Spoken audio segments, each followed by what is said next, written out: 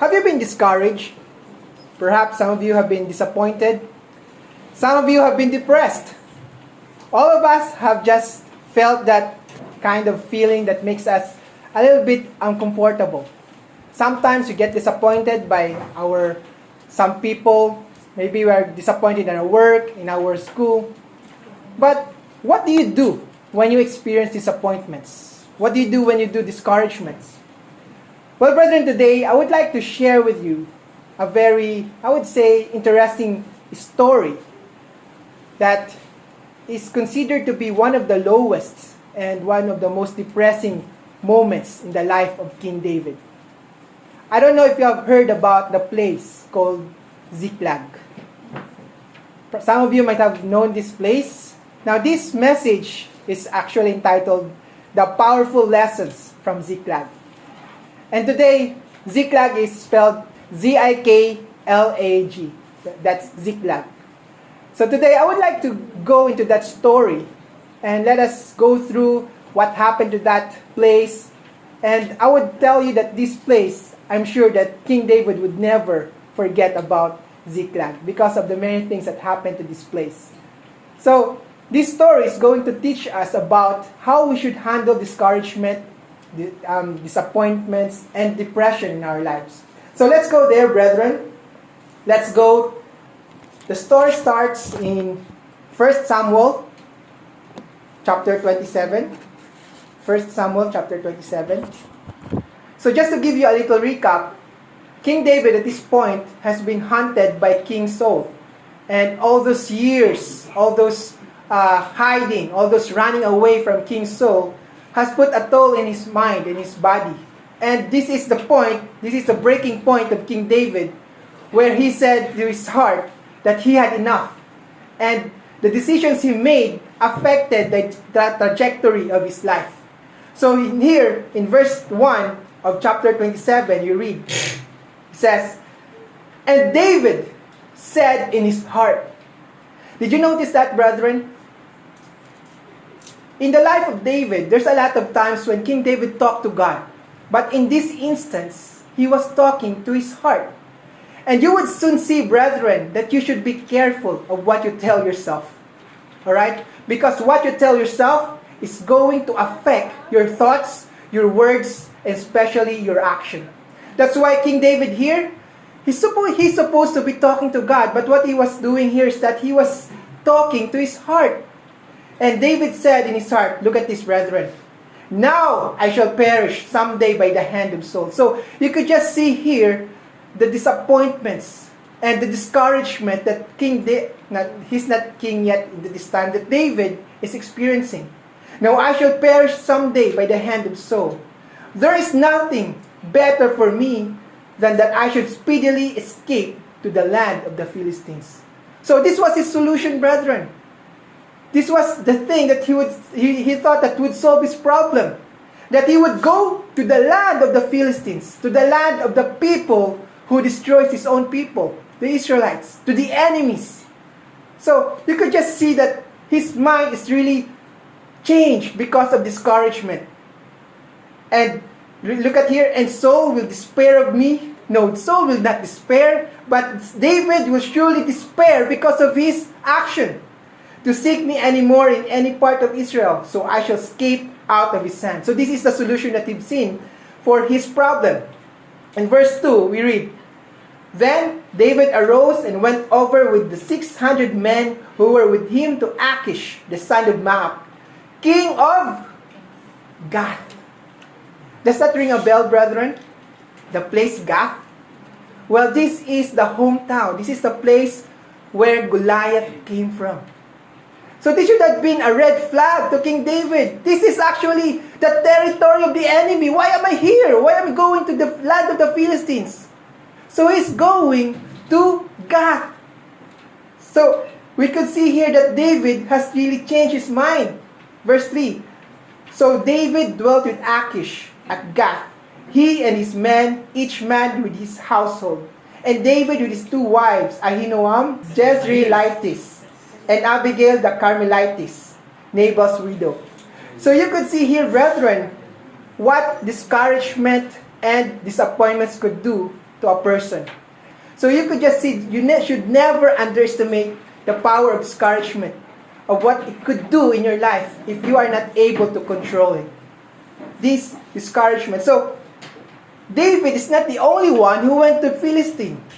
He was accompanied by his men. And not just his men, but also the families of these people. You could just see that your decision will not just only have a personal implication, but it could also have a social implication. The decisions you make, you will not be the only one who would be affected by it. Also the people around you. In verse 4 it says, "And it was told to Saul that David had fled to Gath, so he sought him no more." So problem solved. So King David said, see, my decision was correct, that King Saul has stopped pursuing me, so this is the right decision. But we will later see if it is really correct. In verse 5 it said, "Then David said to Achish, If I have now found favor in your eyes, let them give a place in some town and country that I may dwell there. For why should your servant dwell in the royal city with you?" Verse 6, "So Achish gave him Ziklag." So that is the place that I'm referring to earlier. "So Achish gave him Ziklag that day. Therefore, Ziklag has belonged to the kings of Judah to this day." Now the time that David dwelt in the country of the Philistines was 1 full year and 4 months. That's about 16 months. And you see, brethren, during this time frame, we don't see any record of King David writing psalms. So you could just see that even his spirit is far away from writing. He's not inspired anymore to write songs for God. So this is one of the lowest points in the life of King David. And David and his men went up and raided the Jezreelites, the Girzites, and the Amalekites. Take note of that because this is a very important information detail later. For those nations, we're told, were the inhabitants of the land from the old as you go to Shur, even as far as the land of Egypt. Whenever David attacked the land, he left neither man nor woman alive, but took away the sheep, the oxen, the donkeys, the camels, and the apparel, and returned and came to Achish. You see, brethren, for King David to convince Achish to take him with his in his land, he needs to tell a lie, a half-truth lie. He told Achish that I'm an enemy of Israel. Yes, that's true. He was an enemy of Israel at that time because King Saul wanted him dead. Yet, it's not the whole story. He just gave a half-truth lie to convince and to deceive Achish. And you can see here, brethren, that sin begets another sin. That a small sin could lead to big sin.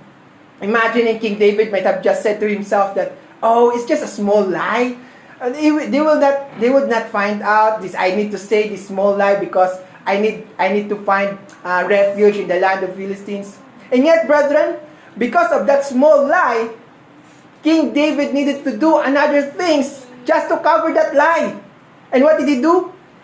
We read here in verse 10, then Achish would say, "Where have you made a raid today?"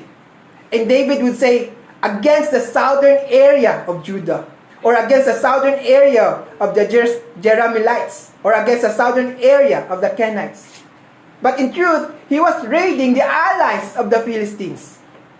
And this is the worst thing that happened, brethren. Read verse 11. David would save neither man nor woman alive to bring news to Gath, saying, lest they should inform on us, saying, thus David did.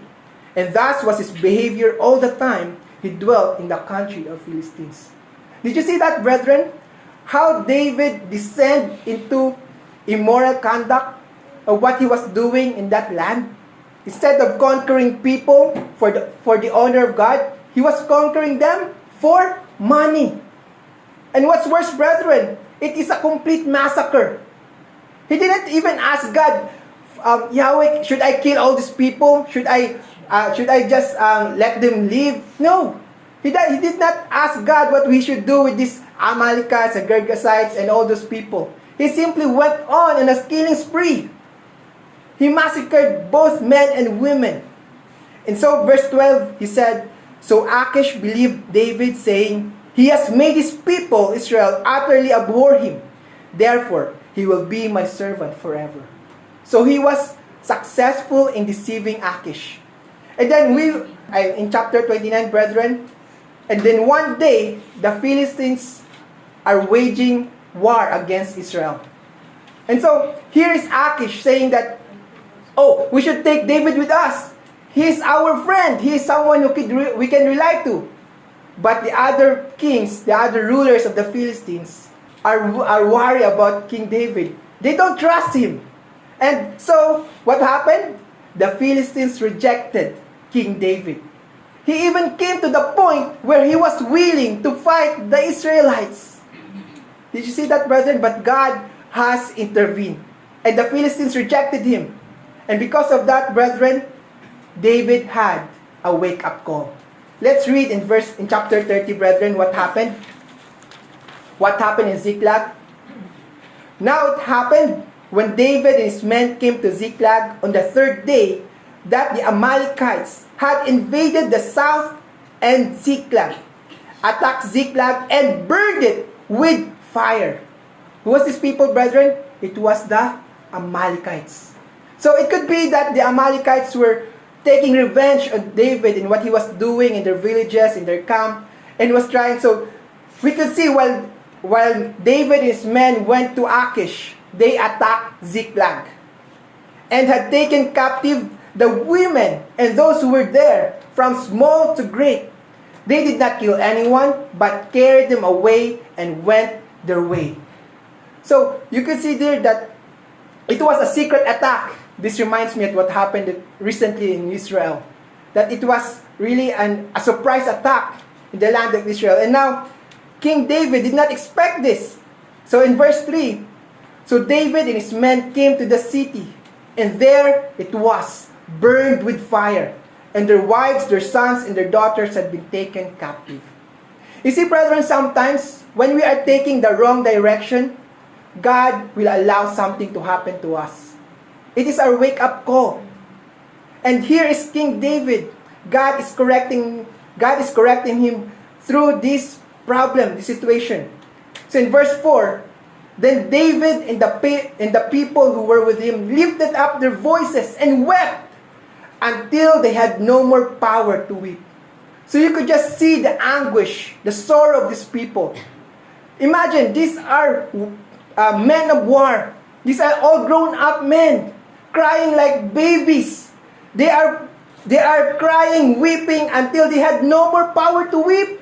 And verse 5 said, and David's two wives, Ahinoam, Jezreelitess, and Abigail, widow of Nabal the Carmelite, had been taken captive. So in verse 6 we read, now David was greatly distressed. Why? For the people spoke of stoning him, because the soul of the people was grieved, every man for his sons and his daughters. Did you see that, brethren?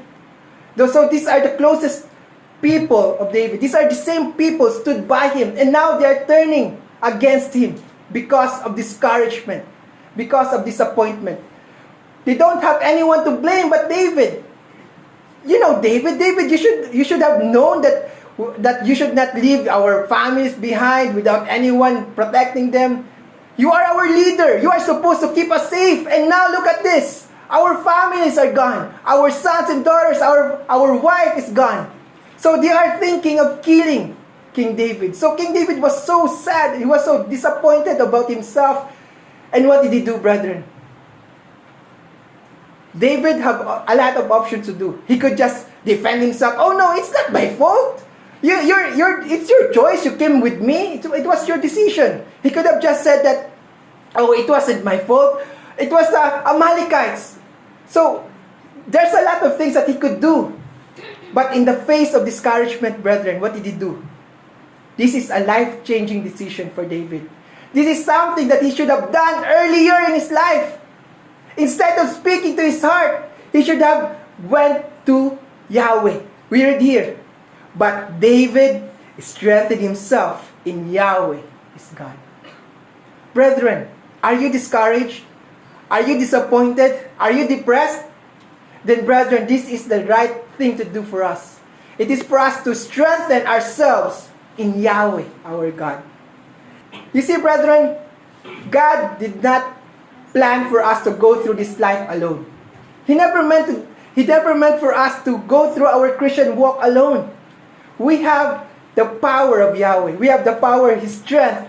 So we could draw from His power and we could go through this life. We could see here that David took the life-changing decision. Instead of talking to his heart, David now talked to God. Instead of looking at himself, David now looked at God. Instead of making decisions and following his own will, David now asked for God's will in his life. Brethren, that is what we are all supposed to do. When life gets us down, we can never do it on our own. We need to draw strength from God. David learned this the hard way, but now we learn that lesson from his life. Now, do you know why you are tired, brethren? Because you are doing it on your own. When we draw our strength from God, we can go where others can't go. We can do what others can't do. And we can achieve what others can't achieve.